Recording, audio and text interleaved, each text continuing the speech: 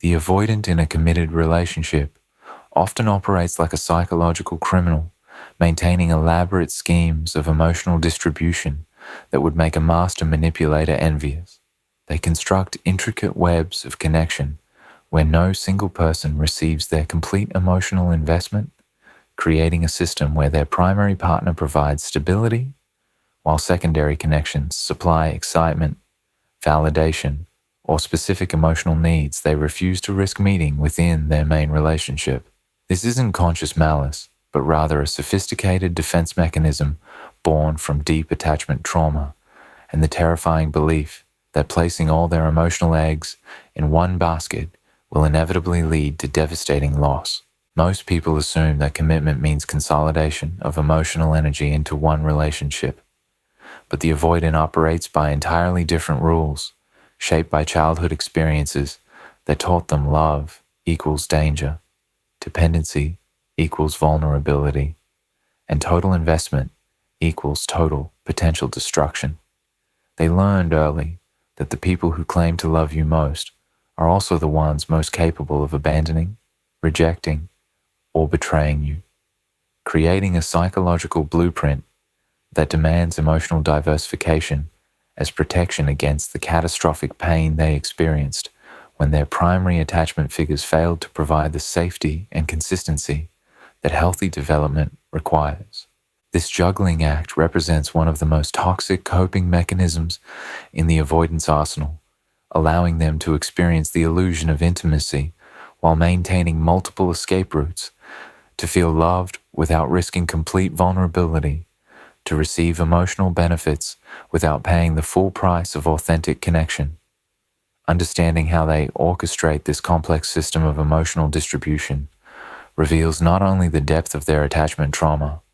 but also the sophisticated lengths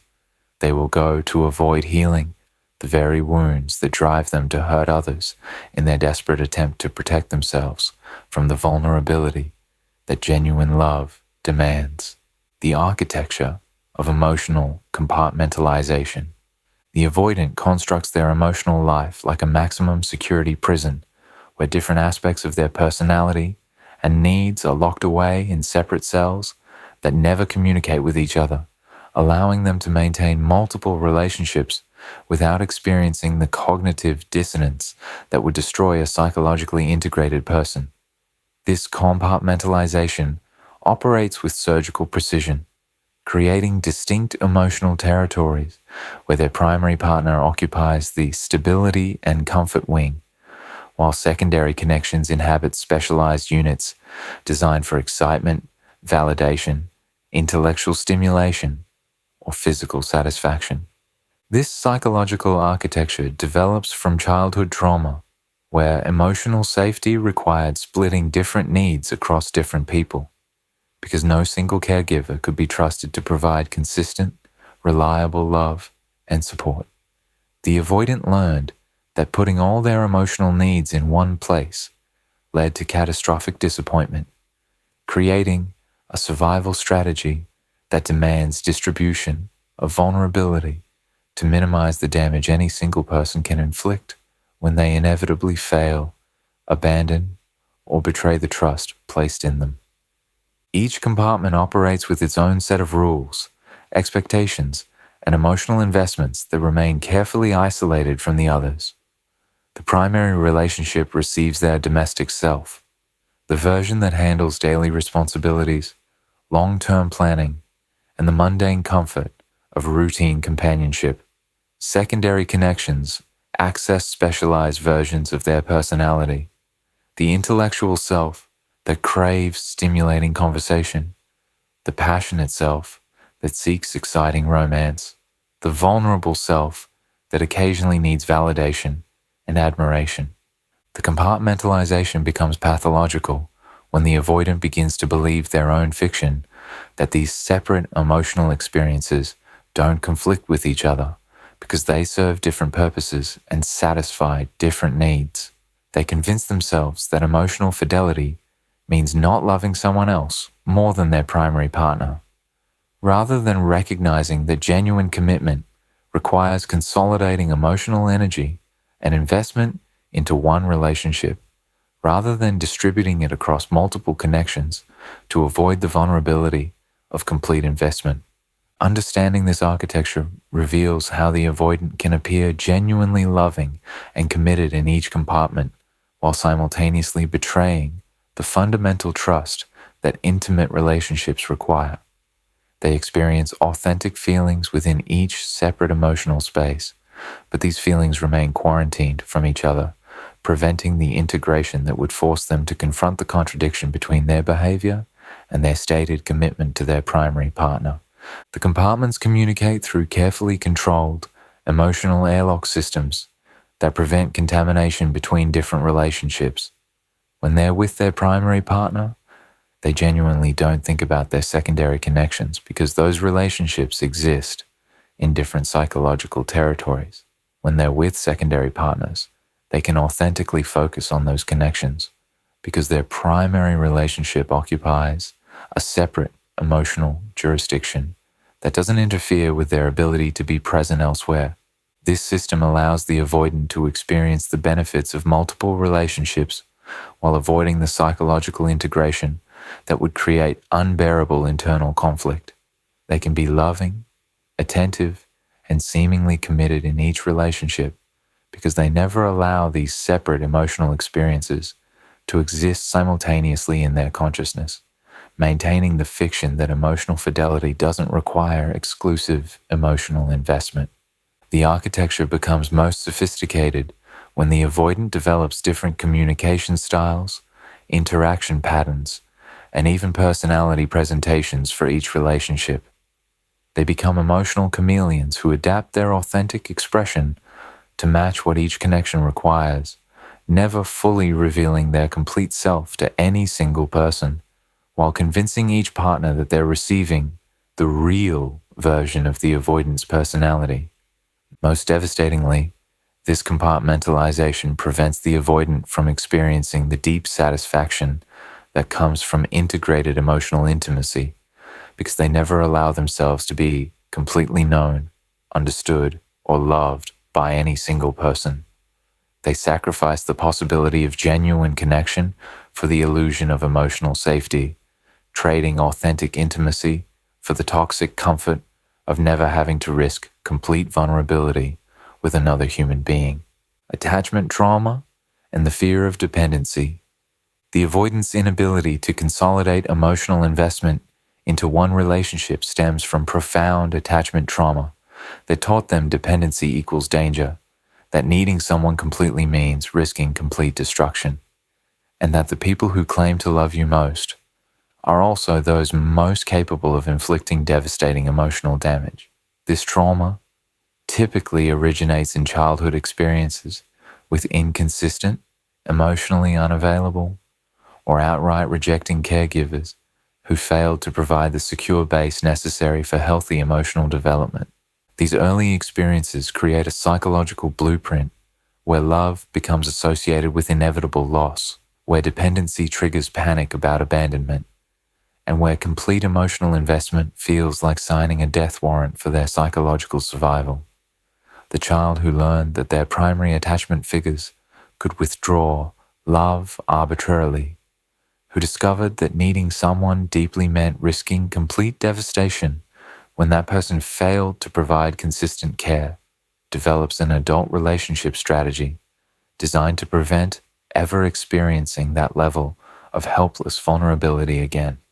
The trauma manifests in the avoidance terror of emotional dependency,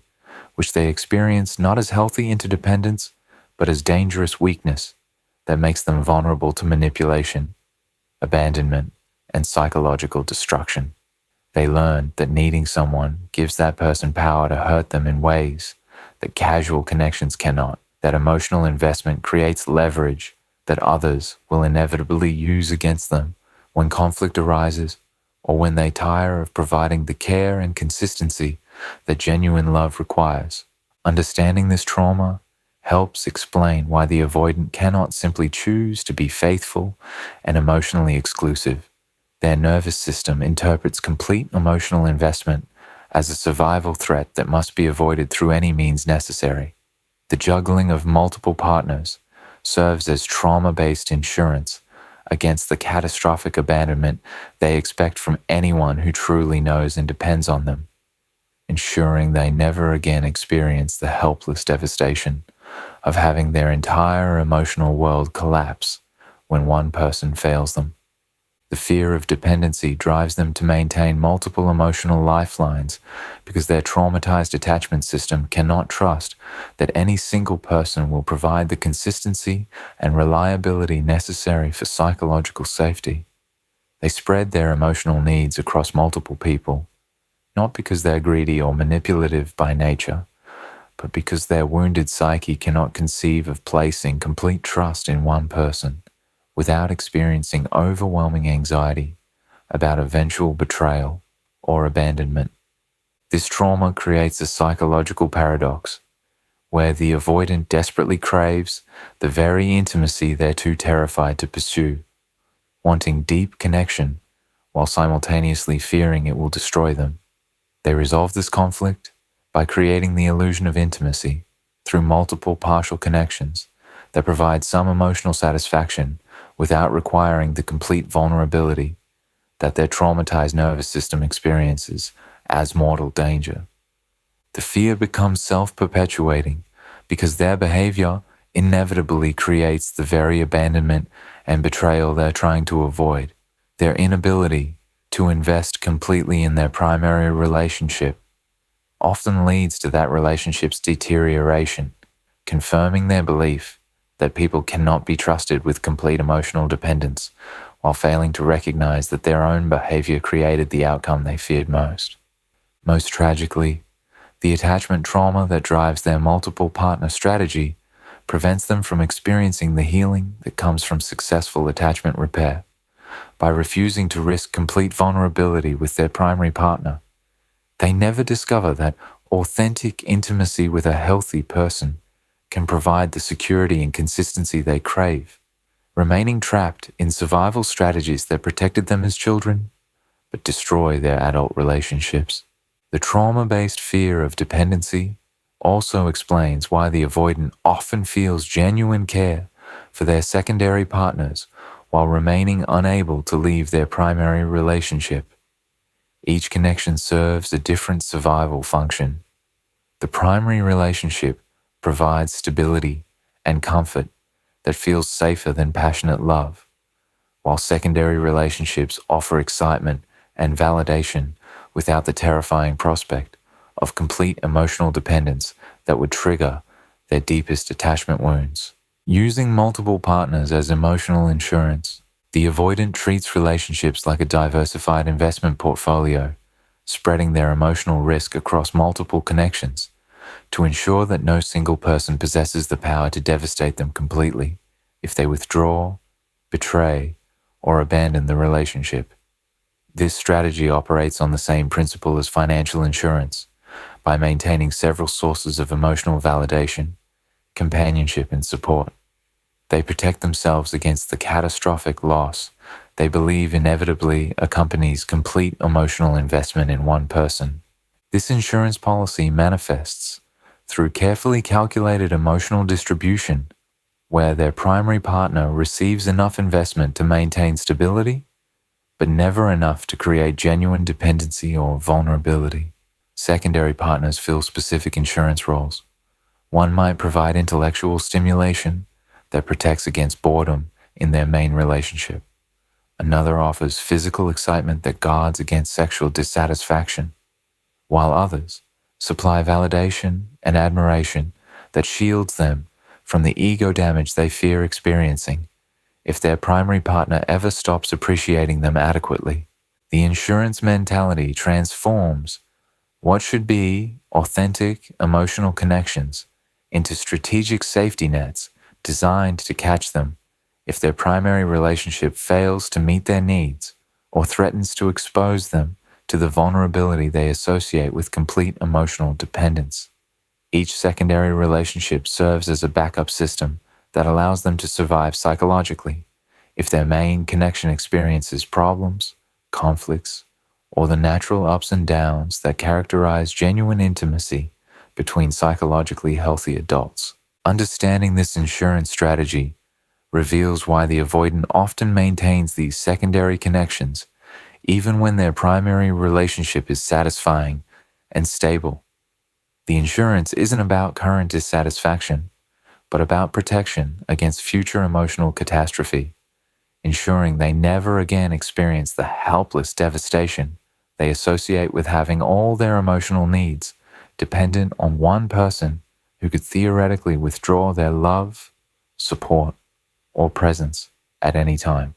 The emotional insurance policy includes specific coverage areas that different partners are assigned to protect. One secondary partner might specialize in providing unconditional acceptance that shields them from criticism or conflict in their primary relationship. Another might offer adventure and spontaneity that protects against the routine and predictability they fear will eventually bore them. Others provide ego validation that guards against the self-worth challenges that intimate relationships inevitably create when they require growth, compromise, and honest self-reflection. This insurance system allows the avoidant to experience the illusion of security while avoiding the genuine vulnerability that creates authentic emotional safety in committed relationships. They feel protected by having multiple options and backup plans, not recognizing that true security comes from building one relationship strong enough to weather difficulties rather than maintaining multiple escape routes that prevent any single relationship from achieving the depth necessary for genuine satisfaction and growth. The insurance mentality becomes particularly toxic when the avoidant convinces themselves they're being practical and emotionally intelligent rather than acknowledging they're operating from trauma-based fear that prevents them from risking the vulnerability required for authentic intimacy. They rationalize their behavior as sophisticated relationship management rather than recognizing it as a desperate attempt to avoid the very emotional experiences that would heal their attachment wounds and allow them to experience genuine love. Most devastatingly, the emotional insurance strategy creates a self-fulfilling prophecy where their unwillingness to invest completely in their primary relationship often leads to its deterioration, confirming their belief that no single person can be trusted with complete emotional dependence while failing to recognize that their own behavior sabotaged the very security they were trying to protect through their insurance policy. The insurance becomes addictive because it provides the temporary relief of feeling emotionally covered and protected while preventing them from developing the emotional courage and relationship skills necessary to build genuine security through authentic intimacy. They become dependent on having multiple options rather than learning to create one relationship strong enough to provide the security they crave, but are too terrified to pursue through complete emotional investment and vulnerability. The illusion of control through distribution. The avoidance multiple partner strategy operates on the seductive but ultimately false belief that distributing emotional investment across several relationships provides them with control over their romantic life that complete commitment to one person would eliminate. This illusion of control becomes their primary defense against the helplessness they associate with genuine love, where caring deeply means surrendering the ability to protect themselves from potential emotional devastation if that love is not reciprocated, maintained, or honored by their partner. This control fantasy manifests through their ability to regulate emotional intensity within each relationship, never allowing any single connection to become so important that its loss would create unbearable psychological damage. They maintain the power to withdraw from any relationship without complete devastation because their emotional eggs are distributed across multiple baskets, creating the comforting fiction that they possess options and alternatives that protect them from the vulnerable dependence they fear more than loneliness itself. The distribution strategy provides the illusion that they can control the outcomes of their relationships through strategic emotional management, deciding how much to invest in each connection based on their assessment of that person's reliability, availability, and commitment to meeting their needs. They believe they can prevent relationship disasters by never putting themselves in the position where one person's choices determine their emotional well-being, maintaining multiple sources of validation and companionship that theoretically protect them from the whims and changes of any individual partner. Understanding this control illusion reveals why the avoidant often feels frustrated and confused when their multiple partner strategy creates more chaos than security, when juggling several relationships becomes more exhausting than maintaining one, when their attempts to control outcomes through distribution actually create the very instability and emotional turmoil they were trying to avoid through their sophisticated relationship management techniques. The control becomes most seductive when it allows them to avoid the vulnerable negotiations and compromises that genuine intimacy requires, giving them the power to find what they need elsewhere, rather than doing the difficult work of building one relationship capable of meeting their complex emotional needs. When their primary partner can't provide intellectual stimulation, they seek it from a secondary connection, rather than investing in developing that aspect of their main relationship through honest communication and mutual growth. This distribution-based control prevents them from experiencing the deeper satisfaction that comes from building one relationship strong enough to weather difficulties, flexible enough to grow and change, and intimate enough to provide the full spectrum of emotional experiences they crave. They sacrifice the possibility of genuine partnership for the illusion of emotional autonomy, trading authentic connection for the temporary comfort of never having to risk complete vulnerability with another human being. The control illusion becomes pathological when the avoidant begins to believe they can manage multiple relationships indefinitely without consequences,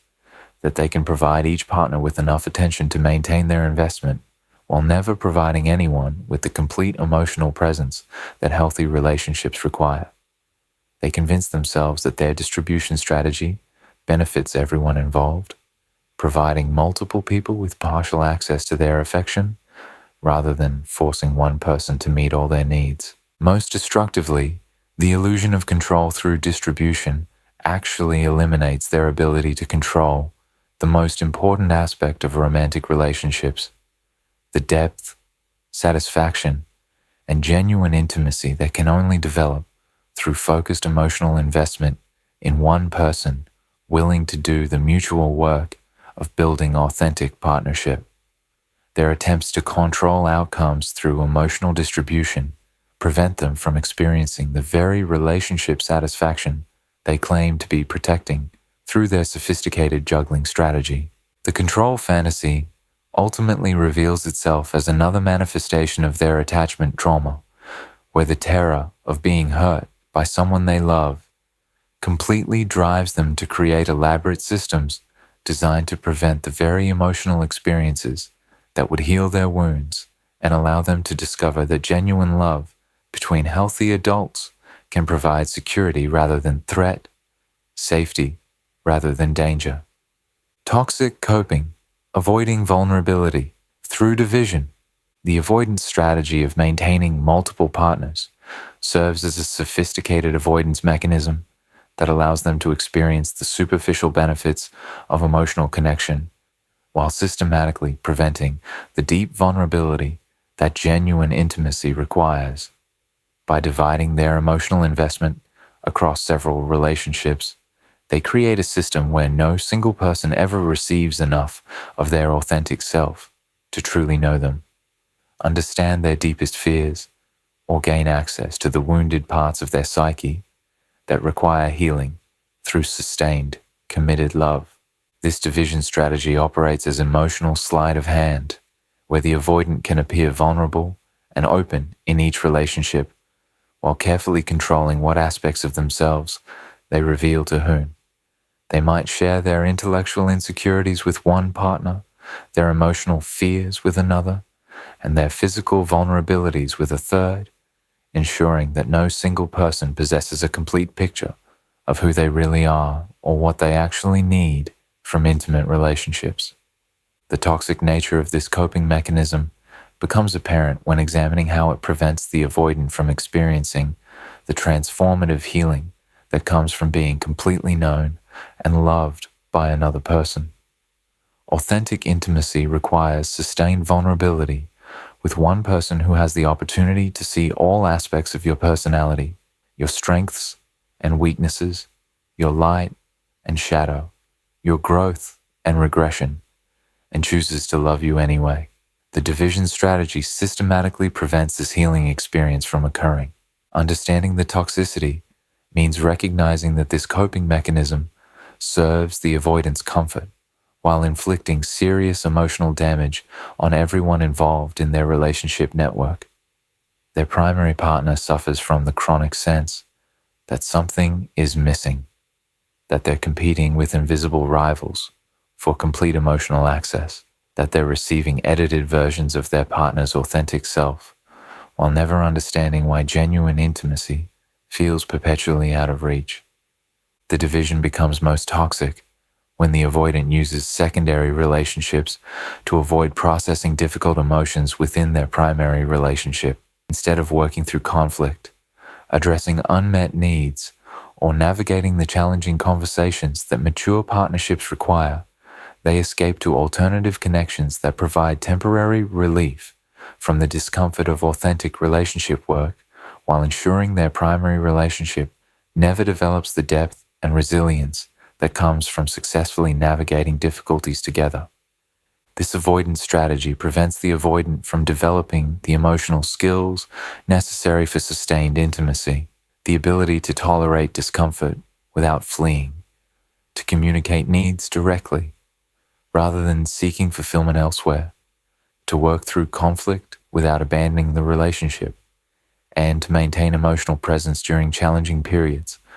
rather than distributing their attention across multiple easier connections that don't require the same level of commitment and effort.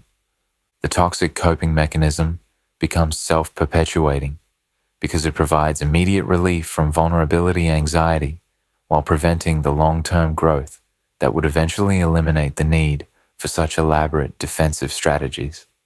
Each time the avoidant chooses to seek emotional fulfillment from a secondary partner, rather than risking deeper intimacy with their primary partner, they reinforce their belief that genuine vulnerability is too dangerous to attempt, while strengthening their dependence on division as their primary relationship strategy. Most devastatingly, this toxic coping prevents the avoidant from discovering that sustained vulnerability with a healthy partner can actually provide the security and acceptance they crave. By never allowing themselves to be completely known by one person, they never learn that authentic intimacy between emotionally mature adults can heal rather than wound, strengthen rather than weaken, and provide safety rather than create danger. The division strategy also creates a feedback loop where the avoidance behavior generates the very relationship problems they're trying to avoid through their multiple partner strategy. Their emotional unavailability often creates distance and dissatisfaction in their primary relationship, which they then use as justification for seeking fulfillment elsewhere, never recognizing that their own avoidance of vulnerability created the problems they claim to be solving through emotional distribution. The psychological cost of emotional fragmentation. The avoidance strategy of maintaining multiple partial relationships creates profound psychological fragmentation that prevents them from ever experiencing the integrated sense of self that comes from being completely known, understood, and loved by another person. This fragmentation operates like psychological compartment syndrome, where different aspects of their personality become isolated from each other, creating internal disconnection that mirrors the external disconnection they maintain between their various relationships. The cost of this fragmentation manifests in the avoidant's chronic sense of emptiness and dissatisfaction, despite having multiple sources of attention, validation, and companionship, because they never allow themselves to be completely present in any single relationship. They never experience the deep fulfillment that comes from authentic intimacy, remaining perpetually hungry for something they cannot name, while surrounded by connections that provide surface-level satisfaction but no genuine nourishment. Emotional fragmentation prevents the avoidant from developing a coherent sense of identity within relationships, as they become different versions of themselves with different partners. Never integrating these various personas into a complete, authentic self that can be shared with one person, they lose touch with who they really are beneath their adaptive performances, becoming a collection of relationship roles rather than an integrated human being capable of genuine intimacy and authentic self-expression.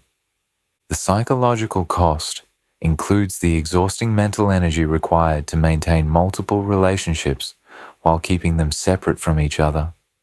managing different communication styles, remembering different shared histories, and ensuring that none of their partners discover the full extent of their emotional distribution network.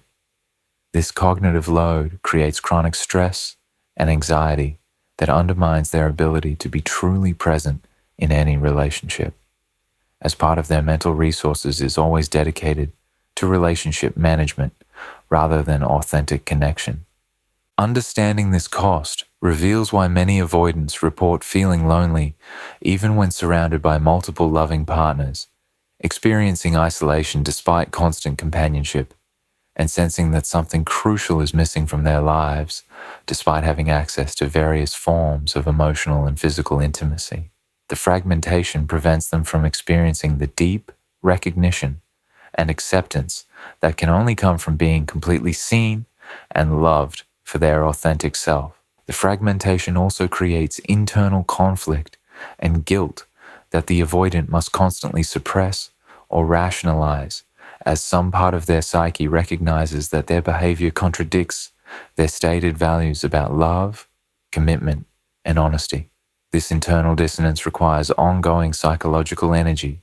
to maintain, contributing to the emotional exhaustion that characterizes many avoidants despite their apparent relationship success, and multiple sources of validation and support. Most tragically, the psychological cost includes the avoidant's gradual disconnection from their own emotional truth,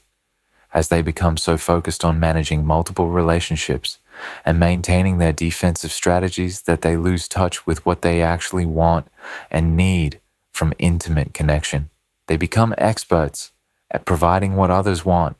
while remaining strangers to their own authentic desires and feelings. The fragmentation prevents the avoidant from experiencing post-traumatic growth through relationship healing, as they never allow themselves to stay present long enough in one relationship to work through their attachment wounds and discover that sustained intimacy with a healthy partner can provide the security and love they crave, but are too terrified to pursue through complete emotional investment and vulnerability. The cost ultimately includes the perpetuation of their attachment trauma, as their fragmentation strategy ensures they never have the healing experiences that could resolve their underlying wounds and allow them to develop the capacity for genuine intimacy that would eliminate their need for multiple partners as emotional insurance against the vulnerability that authentic love requires.